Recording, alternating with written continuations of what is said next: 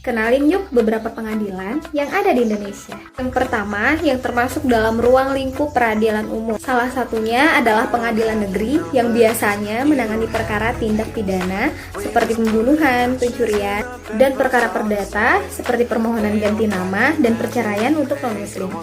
Yang kedua adalah pengadilan agama yang menjadi langganan para artis. Biasanya pada pengadilan agama itu terkait seperti waris dan perceraian untuk umat muslim. Tiga adalah pengadilan militer. Pengadilan militer sengaja dibentuk untuk menangani perkara-perkara khusus menyangkut kedinasan, seperti disersi dan berkhianat pada saat perang. Yang keempat adalah pengadilan tata usaha negara, yang objek perkaranya terkait dengan keputusan pejabat negara. Misalnya pemberhentian PNS yang dirasa tidak sesuai dengan peraturan perundang-undangan. Oke, lanjut part 2. Pengadilan-pengadilan yang udah aku jelasin tadi itu berada pada peradilan tingkat pertama. Jika kita nggak puas sama putusan hakim pada tingkat pertama tadi, kita bisa melakukan upaya hukum pada tingkat kedua. Upaya hukum ini disebut juga dengan upaya hukum banding. Upaya hukum banding ini bisa kita ajukan ke pengadilan tinggi.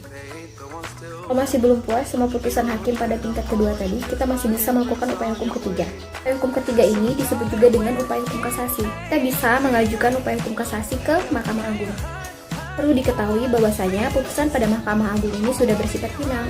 Artinya, upaya hukum pada Mahkamah Agung ini merupakan upaya hukum terakhir. Yang terakhir adalah Mahkamah Konstitusi.